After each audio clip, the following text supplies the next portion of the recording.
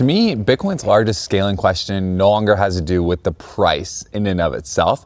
It has to do with the influence and with the understanding of it being better than the SP 500.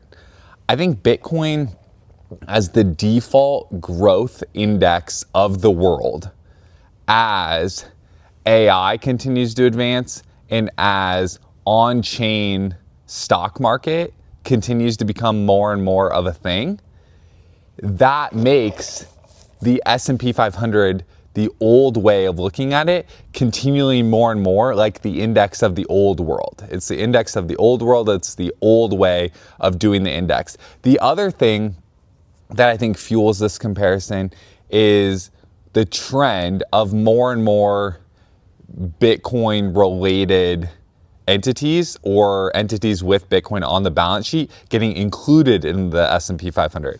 So I don't even necessarily mean it could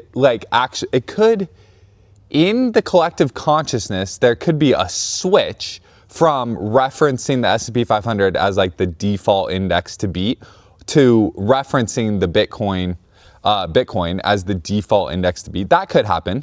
But the other way it could manifest is also through simply just Bitcoin concentration increasing in the S&P 500.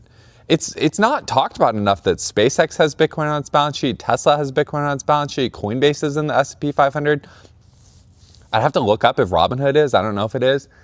That's more and more what I think is happening. And for the OGs that have been in Bitcoin for a long time, when you tell them the simple math of 0.21 puts you in the top 1% of the global population, they have mixed reactions about that because it's so simple. It's so simple and it's such a low amount of fiat. And so for a new person to just be like, oh, perfect. The risk reward of just grabbing 0.21 right now, Bitcoin has been largely de-risked. It's been largely de-risked and now it's just going through growing pains. And the growing pains, when you step back, isn't even that bad. The current bear market is the shallowest Bitcoin bear market in the history of Bitcoin.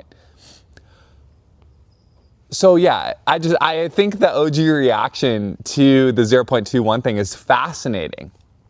And what I would say to them is well, take it a step further. 2.1 puts you in the top 0.1%. So now there's a clear gap between I'm using OGs and there's a clear gap between people that hold 2.1 and kind of still maintain this a bullishness to where Bitcoin will replace the S&P 500 and will be way bigger than it is today. And this kind of ho-hum, they want it to go mainstream, but they don't know if it's going to go mainstream. They'd rather just sit around and kind of just keep it how it was.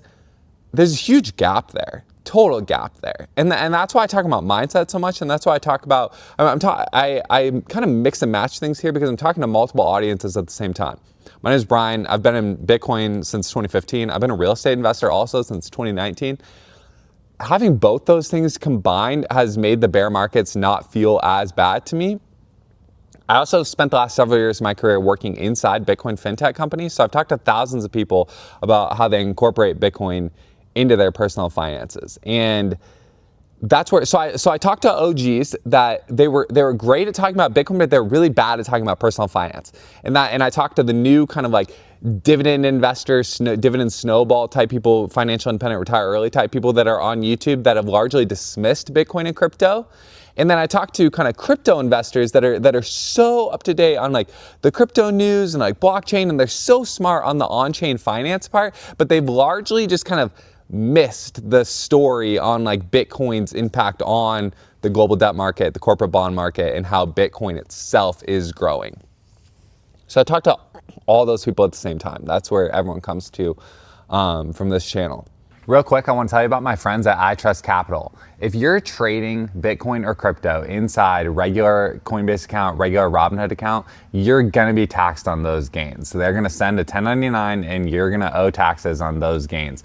And an IRA or a Roth IRA at iTrust Capital solves this, okay? That's the exact thing that iTrust Capital was built to solve, was to help people legally eliminate the trading taxes on trading crypto. And so it's a specific thing just for members of my audience. Use the link in the description to receive a $100 funding bonus. Stop paying taxes on your crypto trading unnecessarily. There's a direct link below that you can use to get a $100 funding bonus, and also a specific customer service contact that you can ask any questions you have. And I'm in process of doing a transfer right now, streamlining the process, getting it out of wherever you currently do your IRA or starting one from scratch. Again, use the link in the description for a $100 funding bonus. Thanks to iTrust for sponsoring the channel. Thanks to you for watching the channel. Back to the video.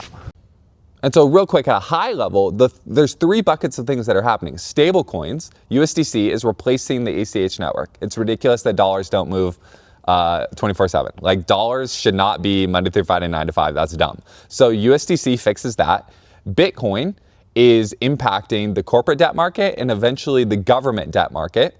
And again, it's competing with the SP500 as like the growth default index of the world. And then on-chain finance is happening, which is basically the markets themselves are largely moving 24/5 and then 24/7. And then there's this drumbeat of demand to make them global and make them faster. And make them be able to be verifiable. A natural outpouring, and this is again back to the kind of the Bitcoin only kind of crowd and the crypto investor kind of crowd, trying to kind of bring them together. Both are very unique things that require a lot of prerequisites to kind of understand why they're a big deal. And the way they're linked is a natural outpouring of separating money and state is to now separate the stock market and state.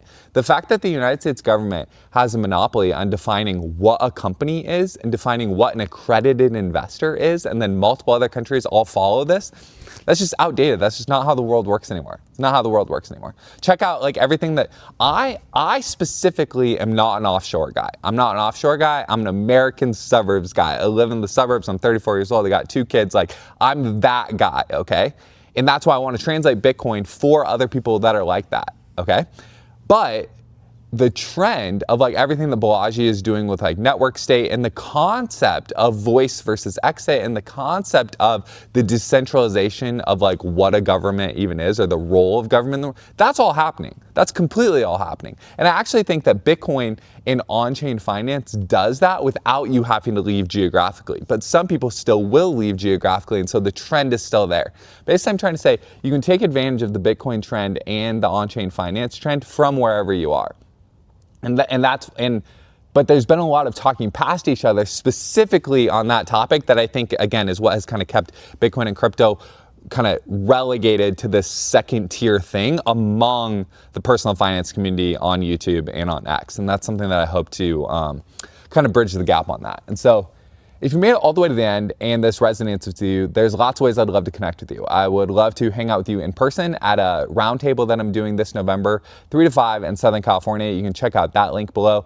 I have call slots available. Love talking to people from the channel one-on-one. And we also have an online chat. If you click join next to the subscribe button, then find your way into the Discord. You can find other people from the channel that like talking about Bitcoin personal finance, like talking about on-chain finance. Quick, just like random throw out at the end. I've been really working on like a Kalshi fair model, like fair value model recently, and I've been spending a lot of offline time working on that I'll probably just eventually talk more about, but that's been like occupying a lot of my brain power, and I'm pretty excited about it because the early results are looking awesome. And so I'm hoping those continue, and there's so much more to talk about. Like the future is bright.